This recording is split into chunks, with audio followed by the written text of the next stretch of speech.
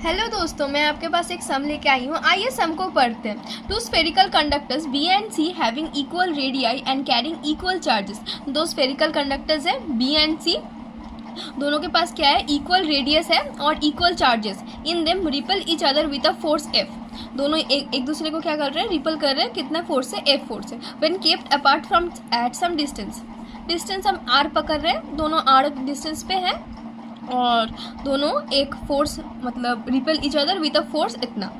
तो अ third spherical conductor having the same radius, एक third spherical conductor है जिसका सेम रेडियस है बी और सी के जितना, as that of B but uncharged. इसमें चार्ज कितना है, 0।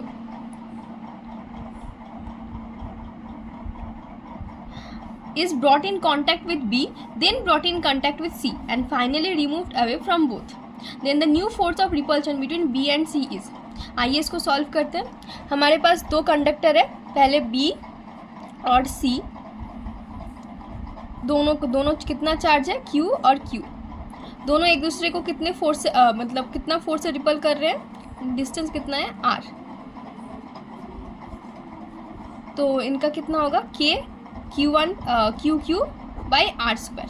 तो ये हमारा फोर्स कितना आ जाएगा, KQ² बाई आर स्क्वायर। अब फिर क्या बोला गया है, ये हमारा फोर्स F हो गया। अब क्या बोल रहा है, when kept apart at some distance, ये कैलकुलेट हो गया। A third spherical conductor having the same radius, a third spherical conductor समझ लो हम ए कर रहे हैं, पकड़ रहे हैं। Is first brought in contact with B, पहले इसको बी के कॉन्टैक्ट में लाया जाएगा। बी में कितना फोर्स है, या बी में कितना चार्ज है, Q, और ए कितना है, चार्ज 0।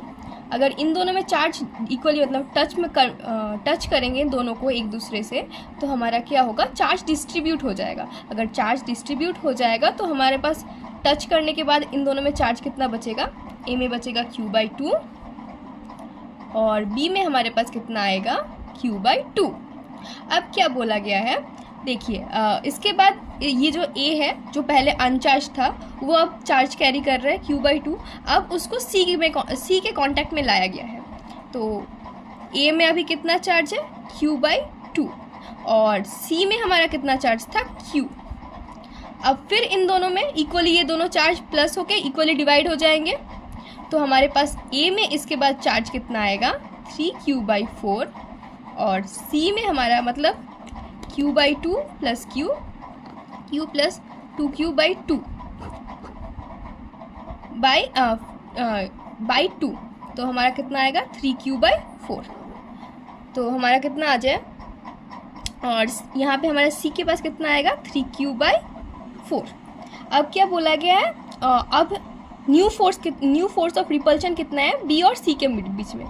तो B और C, B वहीं पे है, C वहीं पे है, दोनों का डिस्टेंस सेम है R। ये B है, ये C है, मगर दोनों का चार्ज बदल चुका है।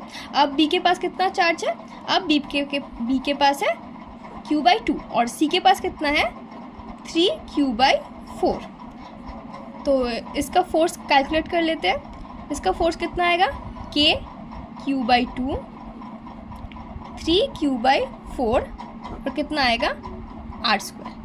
तो हमारे पास फोर्स कितना आ रहा है, KQ², यहाँ पे 3 अलग लिख लेते हैं और ये 8 भी अलग लिख लेते हैं, बाई R²।